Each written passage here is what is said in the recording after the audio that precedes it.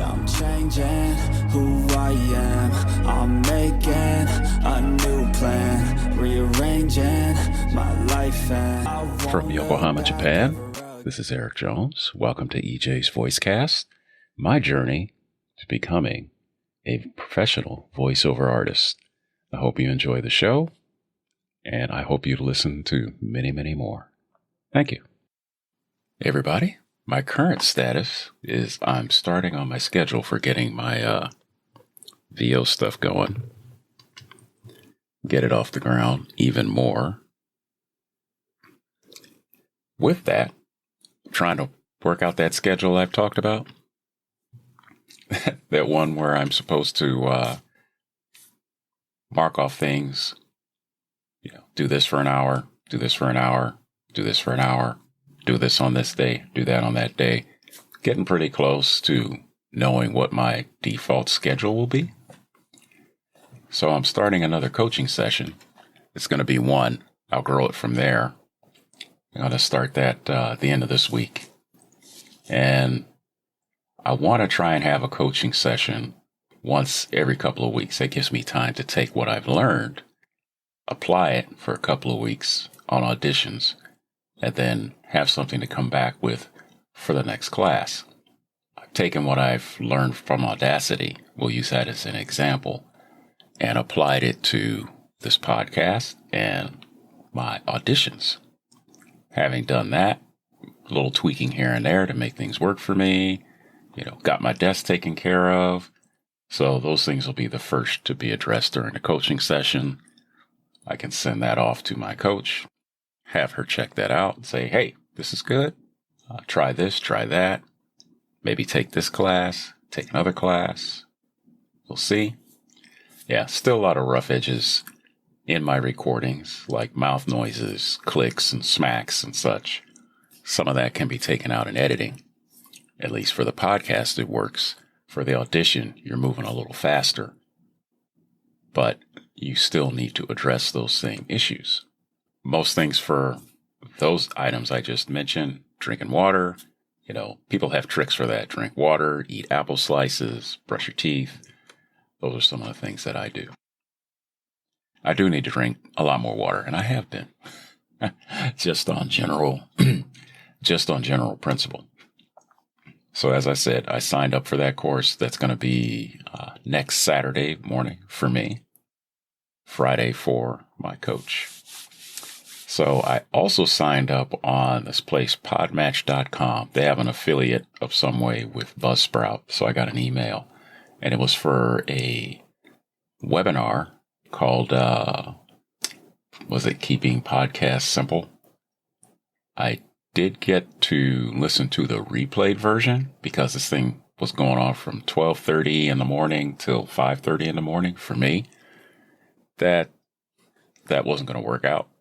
I slept through most of it. By the time I woke up, it was time to just get ready to go to work. So I missed out. I only got to see the keynote and opening statements. So I got to hunt around or email them, text them, and find out where the other link is, the rest of the content, because I haven't found it yet. So some of the things they spoke to in the keynote and in the opening were things like, making your podcast on a regular basis. Basically, be consistent with how you do it. Things manageable, don't go overboard. So instead of saying I'm going to do 120 or 100 podcasts a year, simply say, hey, I'm going to do 30 to 50 podcasts so I don't burn out. I have decent content and I have something to say, not repeating the same thing over and over again. For me, I pretty much do a podcast when I have information. I'm trying to make it one every 2 weeks, so twice a month. That's pretty good. 24 for the year. I think that's a pretty attainable goal. There might be some bonus ones in there. Not necessarily. I'm still trying to work on putting a video one together with me on the bike. And they did discuss doing video podcasts.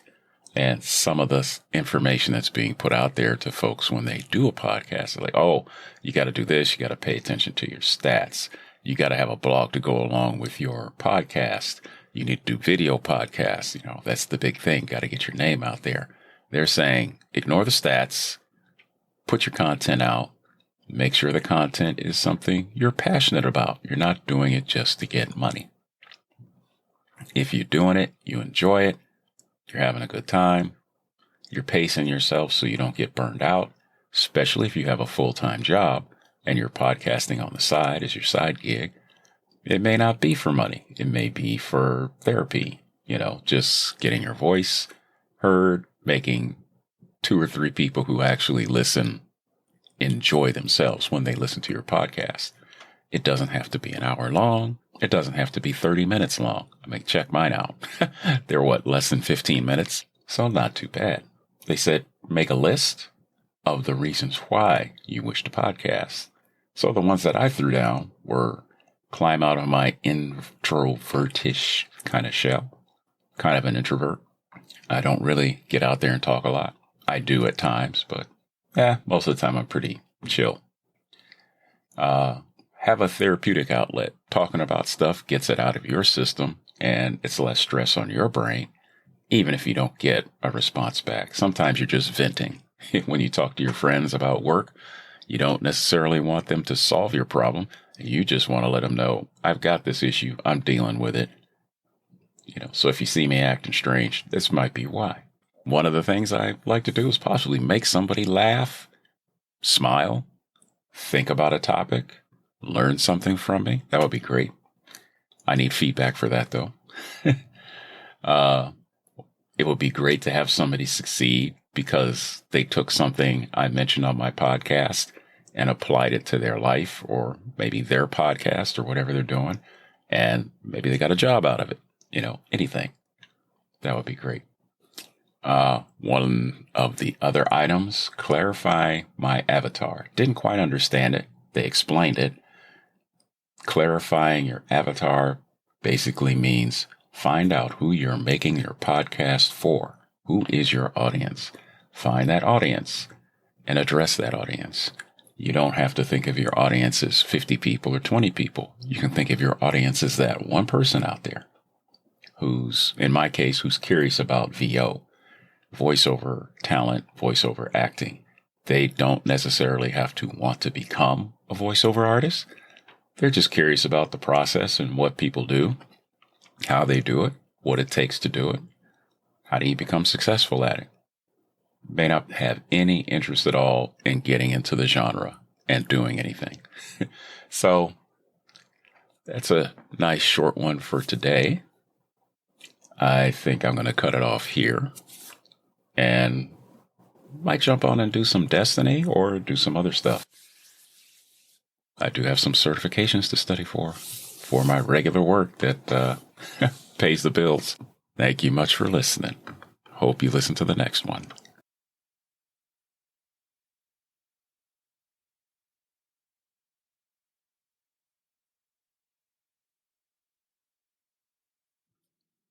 As always, feedback and subscriptions are always welcome, highly encouraged. The link is at the bottom of the show notes, in case you're looking at those, posted the transcripts. If you have advice or suggestions, please share. Thank you for joining me on EJ's Voicecast. We'll catch you on the next episode. Let's go. Hey. Yeah, this is my life, my strife, my right to fight, to die on. And this is my game to play, to claim a brand new name, oh. And I ain't gonna lie to you, I'm a bit nervous that I might screw everything up that I've ever done. But what's the point of living if you ain't having fun? I guess I'll try this, try that, might miss, gotta find what I'm good at.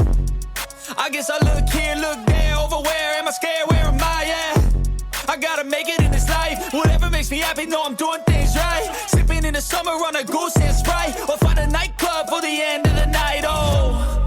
And we all got dreams, we all want things. But what you gonna do for it, how you gonna move for it, what you gonna be? And do you believe you can do anything? But what you gonna do for it, how you gonna move for it, what you gonna be?